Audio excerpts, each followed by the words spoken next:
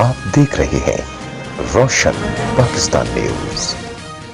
बिस्मिल्लाहिर्रहमानिर्रहीम, अस्सलाम वालेकुम। आज जैसे आपको पता है हम सदर ज़रदारी साहब का और फरियाद ताजपुर साहिबा की जो कोर्ट की पेशी है उस पर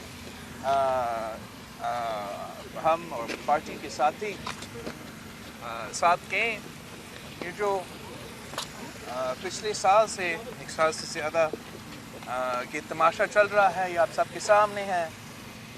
इतना ड्रामा करने के बाद, इतना मीडिया ट्रायल करने के बाद, एक JIT बताने के बाद, सुप्रीम कोर्ट तक बात पहुंचाने के बाद, अरबों रुपए का कहानियाँ सुनाने के बाद, 100 रेफरेंसेस के बात करने के बाद आज 1 साल गुजर गया है। एक ही रेफरेंस फाइल हुआ है जिस पे 1.5 करोड़ का इल्ज़ाम है, उसके अलावा कुछ नहीं है। और वो रेफरेंस में भी केस चल नहीं रहा है।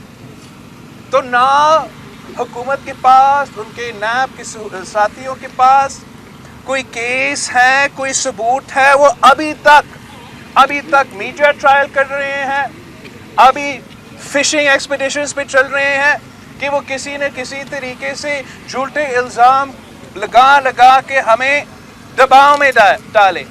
मगर सदर ज़रदारी ने पहले भी साढ़े 11 साल विदाउट एनी कन्विक्शन जेल में गुजारा है।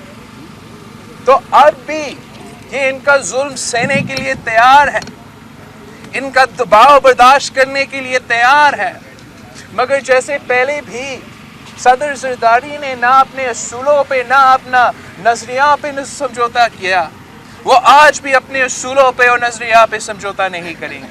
और पाकिस्तान पीपल्स पार्टी अपनी जमहूरी जदोजहद जारी रखेगी। पाकिस्तान पीपल्स पार्टी इनके दबाव के बावजूद वो जितने हमारे कारकुनों को, जितने हमारे लीडरशिप को, अहदेदारों को जेल भेजना चाहते हैं वो भेजे। लेकिन पाकिस्तान पीपल्स पार्टी 1973 की कॉन्स्टिट्यूशन पे, 18वीं तरमीम पे समझौता करने के लिए तैयार नहीं है।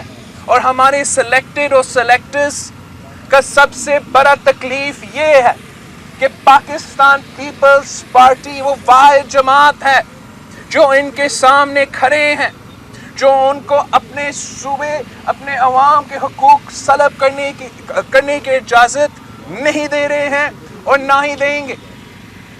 आपने देखा कि किस तरीके से इस 1 साल में तब्दीली सरकार ने अवाम के सामने इमरान का हुकूमत, इमरान खुद बेनकाब हो गया है। जो शख्स इंसाफ का बात करता था, रूल ऑफ लॉ का बात करता था, उसने अपने हर सियासी मुखालिफ और यहाँ तक कि उनके घर के औरतों को भी without a conviction, without a trial jail में डाल दिया है। खान साहब कहता था कि वो 1 करोड़ नौकरियां देगा, मगर 1 साल में खान साहब की हुकूमत ने इस मुल्क के नौजवानों को बेरोजगार जरूर कर दिया है,